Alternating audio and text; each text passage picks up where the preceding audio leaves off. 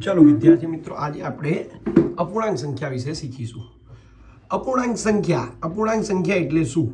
તો આપણે એમ કહીએ કે જે સંખ્યાઓ પૂર્ણ નથી એ અપૂર્ણાંક સંખ્યા કહેવાય। હવે પૂર્ણ સંખ્યા નથી મીન્સ કે 0 1 2 3 જે આખી સંખ્યા છે એ શું છે? પૂર્ણ છે। પણ જે આવા ભાગ સ્વરૂપે દર્શાવી હોય એ કઈ કહેવાય? અપૂર્ણ સંખ્યા। તમે જુઓ તો આને શું વંચાય? 2 તૃતીયાંશ, 5 સપ્તમાંશ, 4 પંચમાંશ, બરાબર। આમાં ઉપરનો જે અંક છે, ઉપરનો પદ છે એને આપણે અંશ કહીએ છીએ, નીચેના પદને શું કહીએ છીએ? છેદ કહીએ છીએ। બોલો ક્લિયર?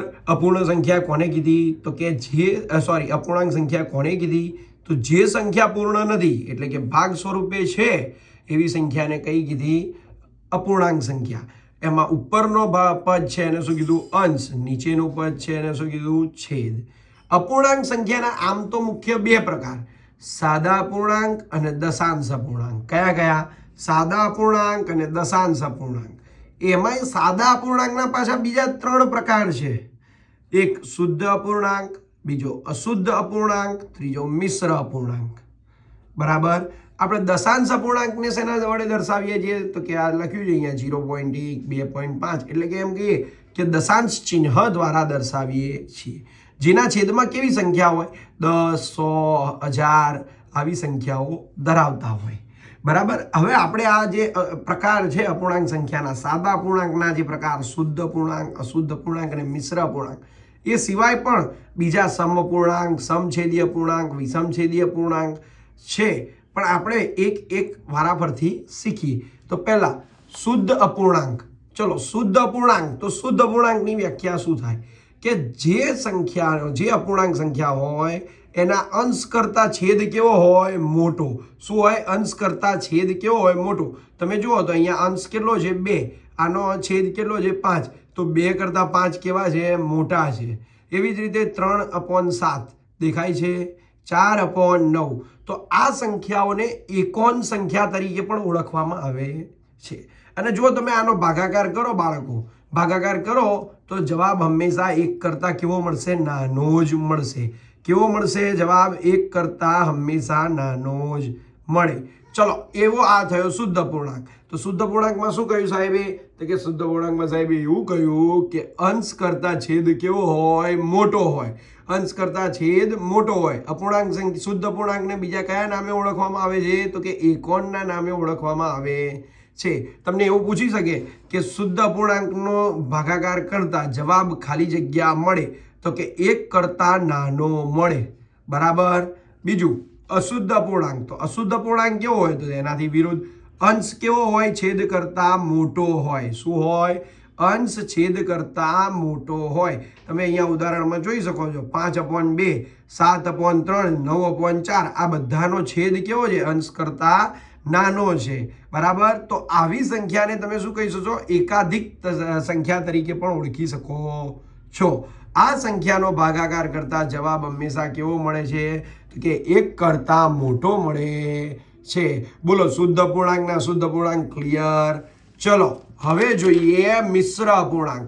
તો મિશ્ર અપૂર્ણાંક એટલે આપણી પૂર્ણ સંખ્યા પ્લસ અપૂર્ણ સંખ્યા ભેગી થાય એટલે શું બને? મિશ્ર અપૂર્ણાંક બને। મિશ્ર અપૂર્ણાંકને વંચાય કેવી રીતે? તો જો આને વાંચીએ 2.3 પંચમાંશ, 3.5 સપ્તમાંશ, બરાબર। વાંચતા આવડે? જો આ છે આખી સંખ્યા છે અને આ કેવી છે? અપૂર્ણ સંખ્યા। એ આ ભાગ સ્વરૂપે દર્શાવેલી છે।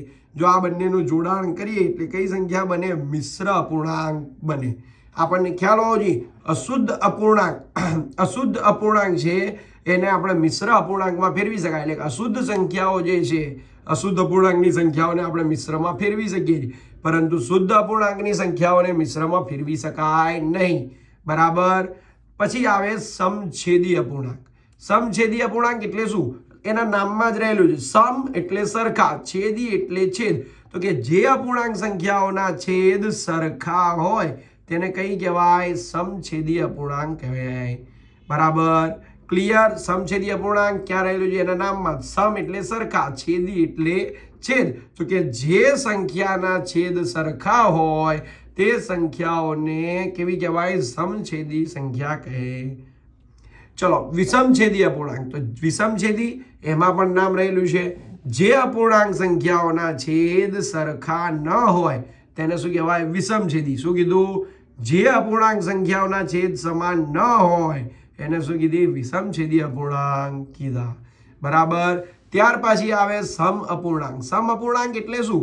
તો કે જે અપૂર્ણાંકનું અતિ સંક્ષિપ્ત રૂપ આપીએ અને બંને અપૂર્ણાંક સરખા થાય એને શું કહેવાય? સમ અપૂર્ણાંક. જેમ તમે અહીંયા જોઈ શકો છો 2/5 લખ્યા છે અને 4/10 લખ્યા છે. હવે મેં તમને એને બતાવવા કહ્યું 2/5 અને 4/10 એ સમઅપૂર્ણાંક છે.